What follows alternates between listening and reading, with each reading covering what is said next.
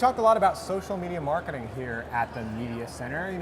Having a good relationship with your customers and all those great touchy-feely things. What about selling product? Let's talk about that next, selling product on social media.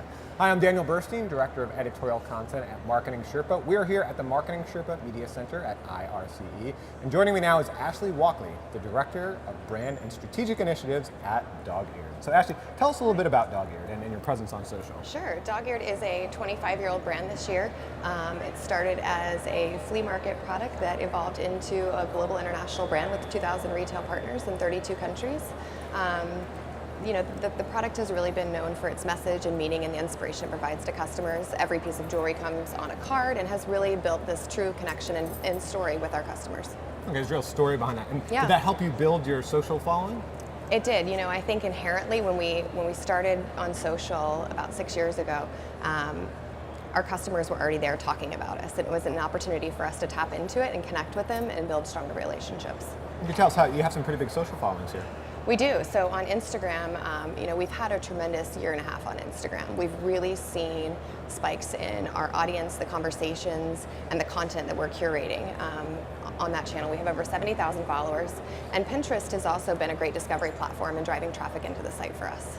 And so is that how you use social previously, just as a traffic driver? I mean, obviously to share content, to get to know the customer, maybe customer service, but more to just drive traffic to the site? I think originally, the opportunity was to push content out there, and I think we really look at it more as an opportunity to connect and storytell now, and looking at what our customers are responding to and adapting and evolving and how we're curating content for them based on the platform. So we've seen a lot of evolution in that for our strategies. Okay, and what is that mix between pure content and actually selling your promotional message?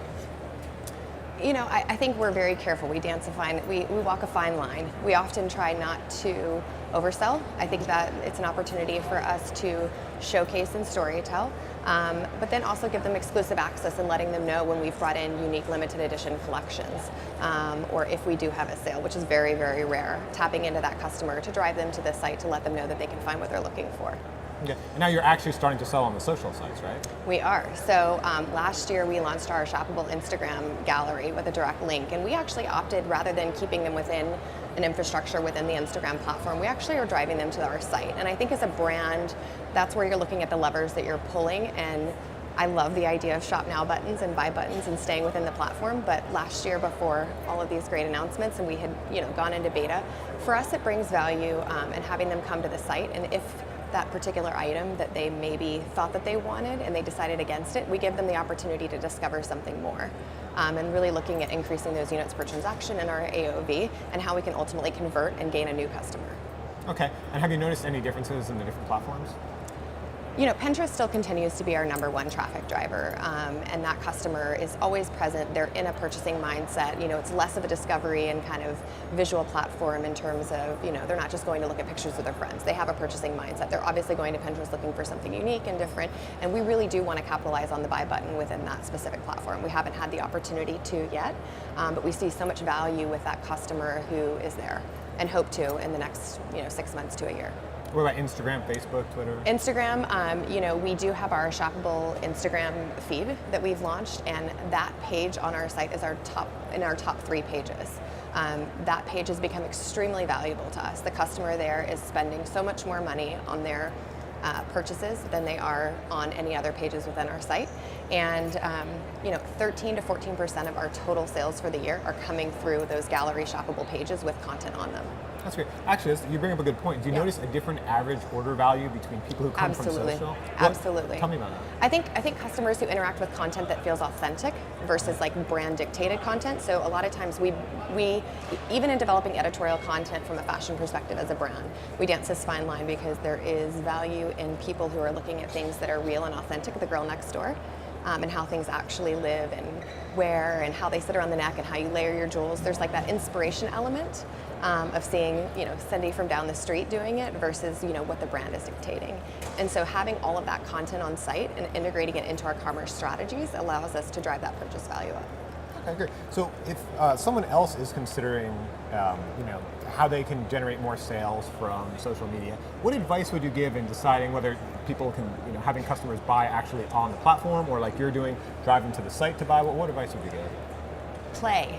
and dig into your analytics. Know where your customers are. One of the things that we do is we're consistently doing brand surveys and understanding. We recently did a brand survey and found that only 3% of our email customers were actually following us on social media. So that email audience is a whole different container when you dig into the metrics than who we have. So we have a whole nother customer set that has the opportunity to convert. And so how do we tap into that and meet them when they're ready for purchase?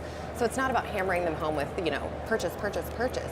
But if they're in that mindset, giving them the opportunity to connect, purchase in a platform that they feel safe, or driving them to the site and letting them convert there. And I think there's huge benefits to that. I think that you also have to look at which sites are referring, your top traffic. So for us, it's Pinterest and Instagram are our top traffic drivers, and looking at ways to integrate your shop now buttons, your buy now buttons within those, and diversifying. Don't put all your eggs in one basket. We start small. Test. We're constantly looking at how things are converting, what we can do differently. We test ads that use UGC images versus editorial images as well when promoting that content, and then bringing them to the site. What's worked better, UGC versus? UGC. Yeah, I think so. And you also mentioned another thing that's really interesting to me. So there's only a 3% overlap in your social and your email. Have you done any data mining, get understanding? Is there an age difference? Like, what is that difference in that customer? Do you know? I think it's the mindset. I think that our customer on social is definitely younger, and all of the data that we have shows that our customer. Even if you were to we did this exercise where we took a huge collage of all the faces of our customers and put them on a wall. They're super young, and they love to interact. They're constantly engaging with us, and they want to have customer service on social. You know what I mean? They constantly want to have all their questions and everything answered. I think the email customer is a little bit older for us, and very brand loyal. So our goal is to take those social customers, get them to be brand loyal, and giving them the opportunity to shop. Okay, great. And one great thing about social for an e-tailer is that it helps create that human relationship. As best as you can online. But you're going a step further to create that in-person relationship. What's the next step for Dog Dairy? So we are actually excited to be opening our flagship store in the next week and a half, if you can believe it, here at the mid-June. And this was an opportunity for us to actually tell our story as a brand. We'd always really relied on our retail partners, which have done a tremendous job showcasing our products and kind of merchandising for us. And we wanted to create a lab where we could play, connect with customers, and really start to build that one-on-one communication with them and understand how we can take that data and those understandings and learnings from the store and translate them into the online experience as well. Okay, great. Well, thanks very much for stopping by, Thank Ashley. you, Dan. And thank you for watching. And if you're looking for more e-commerce tips and tactics, you can get them at marketingsherpa.com/IRCE.